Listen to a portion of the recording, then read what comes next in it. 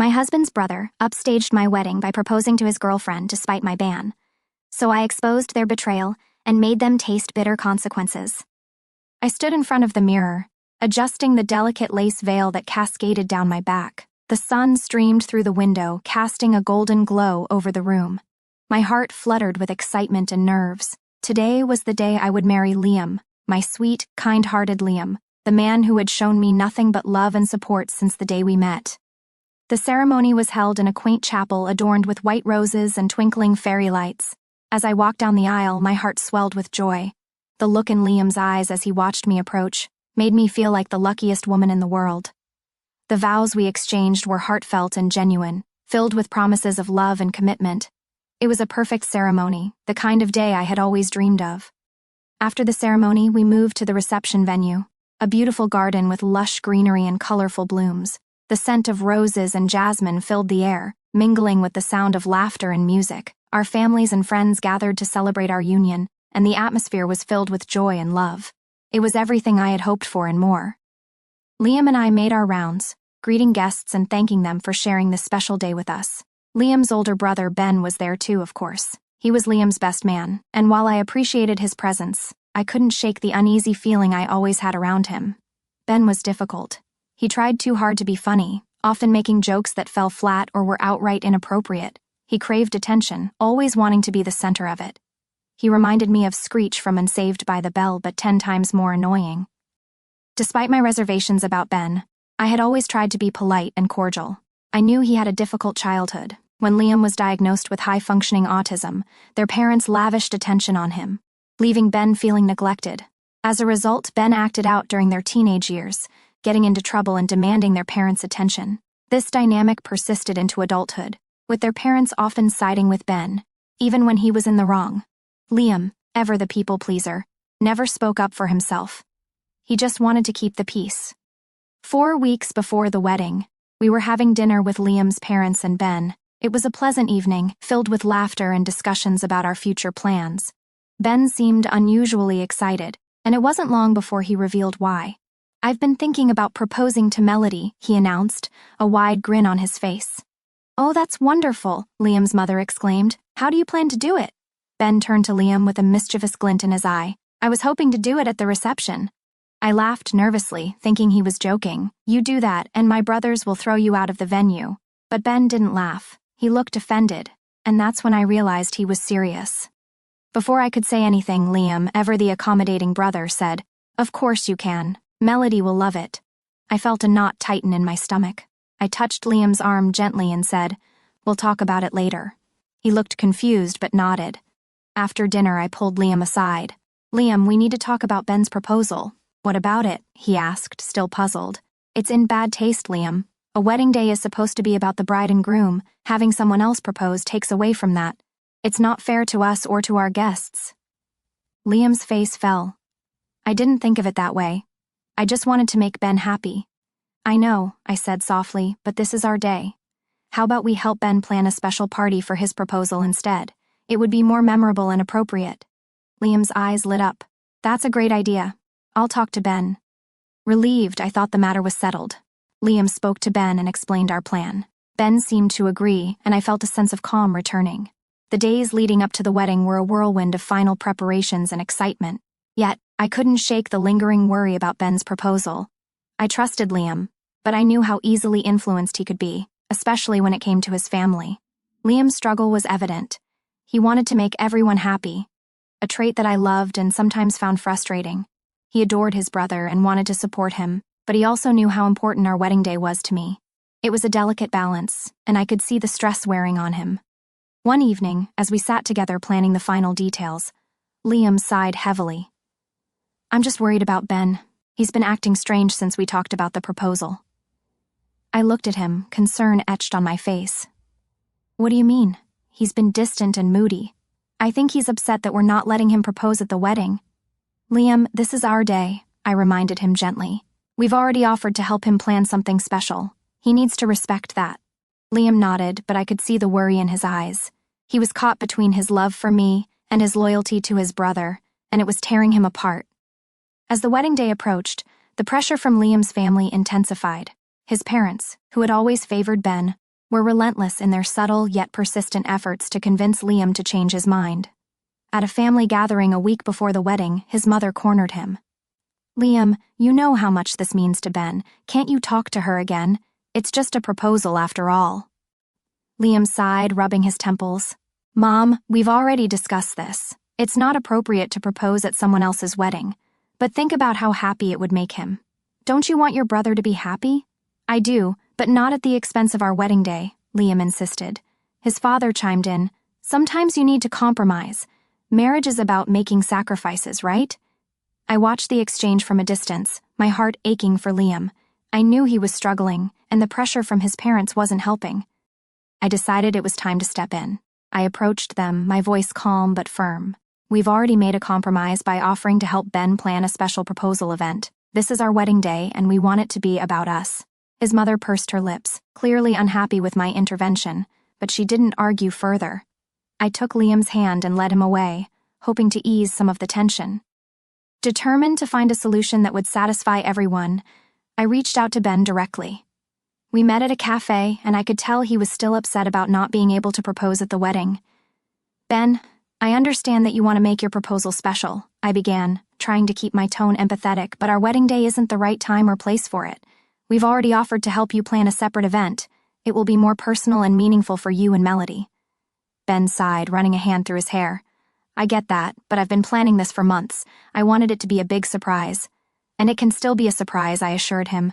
"We can create a beautiful event where you can propose. Melody will appreciate the thought and effort you put into making it special for her." He looked at me, a mix of frustration and resignation in his eyes. "Fine, we'll do it your way." Relieved, I thought the matter was finally resolved. I informed Liam of our conversation, and he seemed more at ease. We focused on the final preparations for the wedding, hoping that everything would go smoothly. The wedding day arrived, and everything went off without a hitch. The ceremony was beautiful, the reception lively and joyous. As the evening progressed, it was time for the speeches. Ben, as the best man, was up first. He started with a series of awkward jokes and puns that made the guests chuckle politely. I tried to focus on the positive, appreciating the effort he was putting into it. Part of his speech involved moving around the tables, engaging the guests directly. I should have known something was up, but in the spirit of the day, I chose to ignore the red flags. As Ben neared the end of his speech, he stopped in front of Melody. My heart sank as I saw him reach into his pocket. Time seemed to slow as he dropped to one knee and pulled out a ring. "Melody, will you marry me?" The garden fell silent, all eyes on Ben and Melody. I felt a surge of anger and betrayal. How could he do this? How could he ignore our agreement and hijack our special day? I couldn't stay there. I couldn't watch as the attention shifted from our celebration to Ben's proposal. Without a word, I turned and stormed out of the reception, my vision blurred with tears. I felt a hand on my shoulder. It was my mother. "Are you okay?" she asked gently. "I just need a moment," I choked out. Liam came running after me, his face a mix of panic and regret. "I'm so sorry," he pleaded. "They told me it'd be fine. They pressured me, and I didn't want to upset you." I shook my head, too hurt to respond. My mother offered to drive me home, and I accepted. As we left, I told Liam, "Don't call me. I'll call you." A few days after the wedding, the events were still a whirlwind in my mind, each memory tainted with the sharp sting of betrayal. The day that should have been solely ours was overshadowed by an act that spoke of selfishness and disrespect. In an attempt to seek some closure, or perhaps a flicker of understanding, I agreed to meet Ben alone. It was a chilly afternoon, the overcast sky mirroring the gloom that had settled over my spirits since the reception. We chose a quiet corner of the cafe we had frequented during happier times. The place was almost empty, a soft murmur of distant conversations barely brushing against the clink of coffee cups. Ben was already there, his figure slumped, his eyes staring into the void of his untouched coffee. As I approached, my heart pounded with a tumult of emotions, anger, sadness, but mostly a profound sense of betrayal. "Ben," I started, my voice steadier than I felt. "We need to talk about what happened at the wedding." He looked up, his expression weary. "I know, and I'm sorry," he said, his voice low. The apology sounded sincere, but it did little to quell the storm inside me. "Sorry?" I echoed, my voice rising slightly despite my efforts to remain composed. "Do you understand what you've done? You promised me, Ben. You looked me in the eyes and promised that you wouldn't propose at our wedding." Ben shifted uncomfortably in his seat. I know I did, and I meant it at the time, but... His voice trailed off, unable to find an excuse that would suffice. But what? I pressed, needing to hear him say it, needing to understand how he could justify turning our wedding day into the backdrop for his own agenda. It just seemed like the perfect moment, he finally said, almost in a whisper. Everyone was there, everyone was happy, and I thought, you thought it would be okay to steal our moment, to disregard my feelings, to break your promise? Each question was sharper than the last, my frustration boiling over. Ben sighed deeply, running a hand through his hair. I didn't think it would hurt you this much. I thought you'd be happy for me, for us. The simplicity of his misunderstanding was almost laughable. A wedding day is about the couple getting married. It's our day, our special moment. What made you think it was appropriate to shift the focus from us to you without even considering how it would affect me, affect Liam? Ben looked down, the guilt finally settling in his features. I see that now. I was selfish, and I'm sorry. I just wanted everything to be perfect for Melody. And in doing so, you spoiled what was supposed to be a perfect day for us, I said, the hurt clear in my voice. Did you ever think about Liam in all this? Your brother, who struggles so much with conflict and pleasing everyone? He was silent, the impact of his actions dawning on him. I didn't. I thought he was okay with it after what he said at dinner that night. Liam tries to make everyone happy, especially you. He often doesn't express his true feelings because he doesn't want to upset anyone. My voice softened as I thought of my husband, caught between his loyalty to his brother and his love for me. Ben nodded slowly, the regret visible.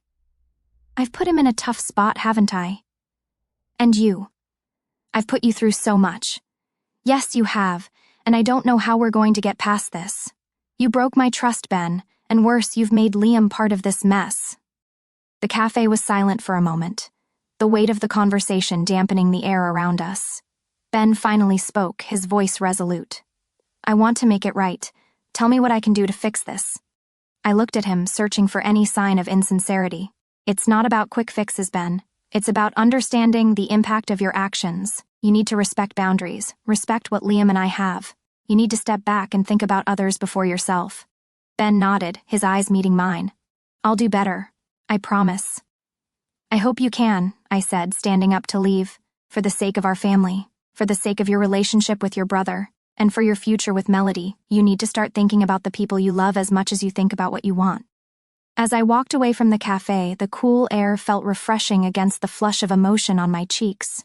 The conversation had been difficult, necessary, but far from comforting. The road to forgiveness and trust was long, and I wasn't sure where to start. But I knew it would begin with a conversation with Liam, where we would have to navigate the damage done to our relationship together. How we would rebuild that trust was uncertain, but one thing was clear: it would take time, understanding, and a lot of healing. As I made my way home from the cafe, the cold silence from Liam's family became increasingly oppressive. It wasn't just the absence of any attempt to reach out that stung. It was their complete disregard for the gravity of their actions at our wedding. This silence was deafening, an implicit endorsement of Ben's behavior and a clear dismissal of my feelings. In the days that followed, my phone remained disturbingly quiet. No calls, no messages, nothing from Liam's family. Even Liam's attempts to communicate were punctuated with hesitation, his messages a mix of apologies and attempts to explain his family's perspective. Each conversation left me more disillusioned about the possibility of reconciliation, not just with Ben, but with the entire family. On social media, the narrative was starkly different. The focus was all on Ben and Melody's engagement.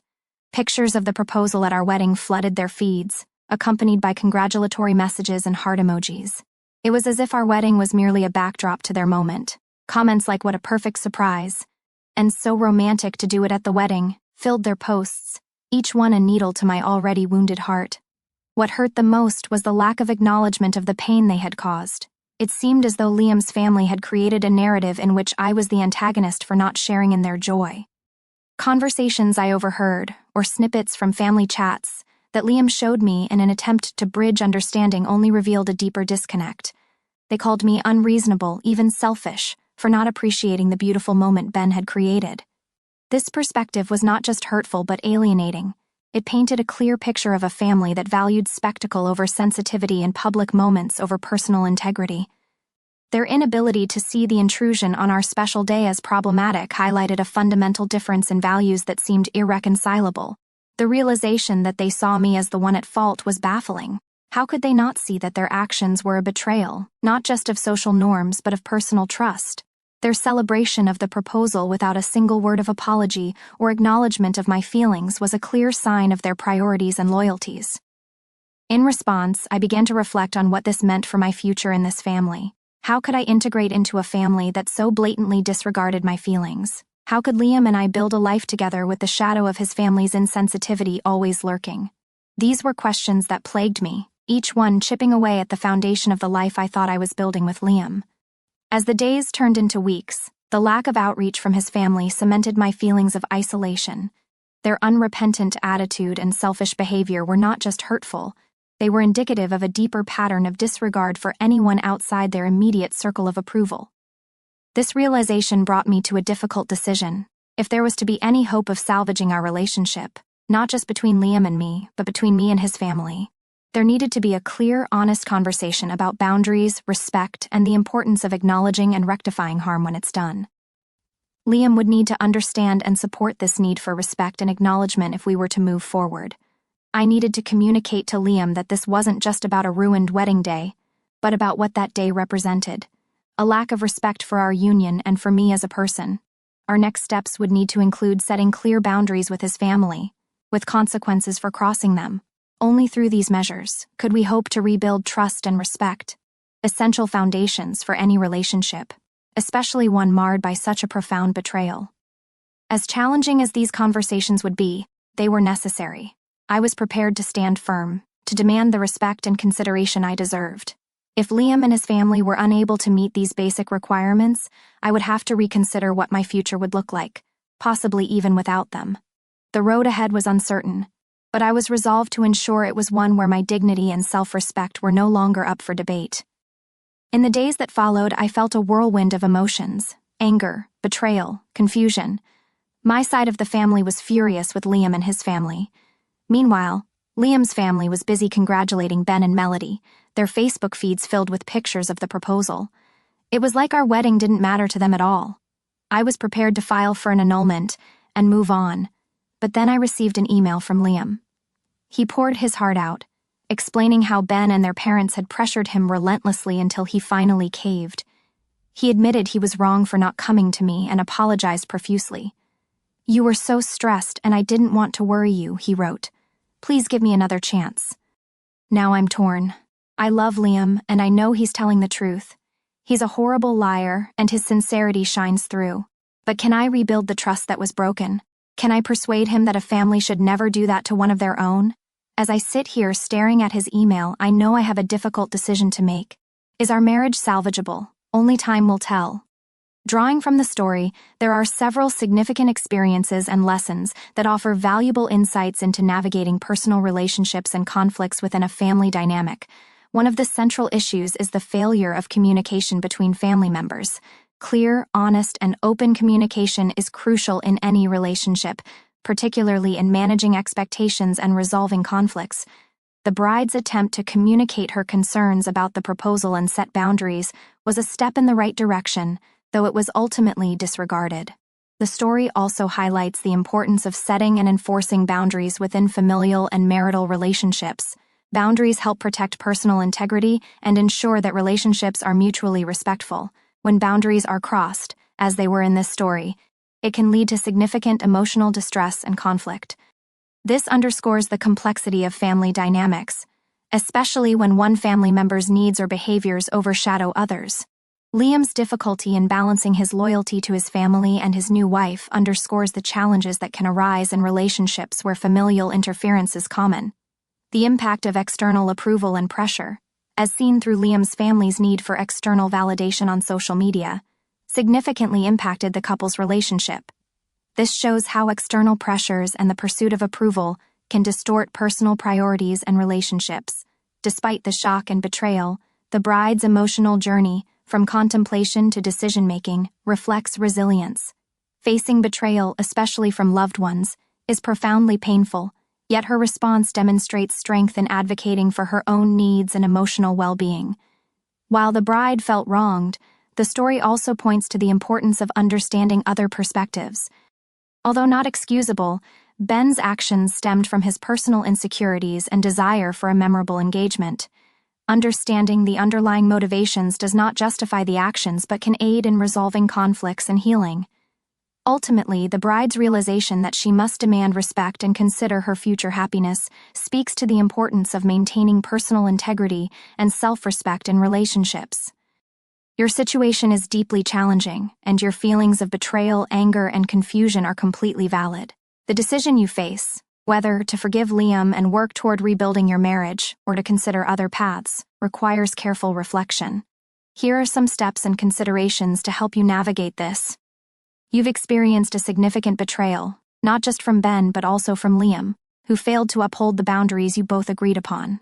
Allow yourself to feel the anger, hurt, and sadness without rushing to a decision. Journaling or talking to a trusted friend or therapist can help you process these emotions. Liam's email shows remorse, and his sincerity is evident, but rebuilding trust requires more than an apology. Arrange a calm, private conversation with him. Express how his actions and his family's made you feel, emphasizing that this wasn't just about the proposal but about a breach of trust and respect on your wedding day. Ask him to explain his perspective fully, why he caved to his family's pressure and what he plans to do to prevent this in the future. His willingness to take responsibility and commit to change will be critical. Liam's people-pleasing nature and susceptibility to family pressure are central to this issue. Discuss how he plans to handle his family moving forward. Can he stand firm in prioritizing your marriage over their demands? Setting clear boundaries with his family, such as limiting their influence or requiring apologies for their actions, will be essential.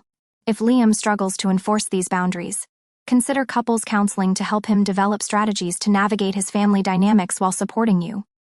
You love Liam, and his kindness and support have been a cornerstone of your relationship.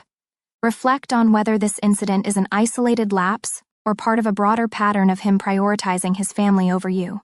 Consider the moments in your relationship where he has shown strength and commitment to you.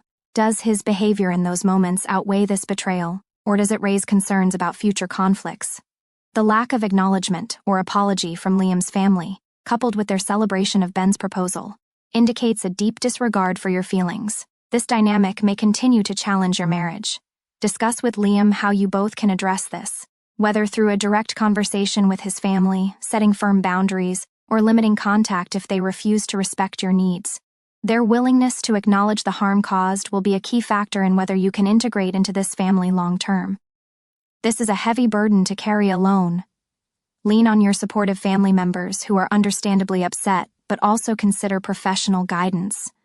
A therapist can help you process your emotions, navigate the decision-making process, and, if you choose to stay, work with Liam to rebuild trust. Couples counseling could also provide a safe space to address the underlying issues in your marriage, such as Liam's difficulty balancing family loyalty and your needs. You mentioned considering an annulment, which suggests the depth of your hurt. Reflect on what you need to move forward. Is an apology from Ben and Liam's family essential? Do you need Liam to take concrete actions, like confronting his family or agreeing to stricter boundaries? If these needs aren't met, are you prepared to walk away? Knowing your non-negotiables will guide your decision. You don't need to decide immediately. Take the time to process your emotions and see how Liam responds to your conversations. Trust is rebuilt through consistent actions, not just words. Observe whether Liam follows through on his promises and whether his family shows any willingness to acknowledge their actions. Your marriage has a strong foundation of love and mutual support, as evidenced by your description of Liam's kindness and the joy of your wedding ceremony before the incident. Liam's email suggests he recognizes his mistake and is willing to seek forgiveness, which is a starting point. However, rebuilding trust will depend on his ability to prioritize your marriage, set boundaries with his family, and demonstrate through actions that he values your feelings. The lack of accountability from his family is a significant hurdle, and Liam's ability to address this will be crucial. If Liam is willing to work with you, engage in open communication, and take steps to protect your marriage from further interference, there's potential to salvage and strengthen your relationship. Couples counseling could be instrumental in this process. However, if he continues to prioritize his family's approval over your needs, or if his family remains unapologetic and dismissive, it may be difficult to build a future together without ongoing conflict. Ultimately, the decision rests on whether you believe Liam can grow from this and whether you can regain trust in him. Take the time to reflect, communicate, and seek support. You deserve a marriage where your dignity and happiness are respected, and any path forward should honor that.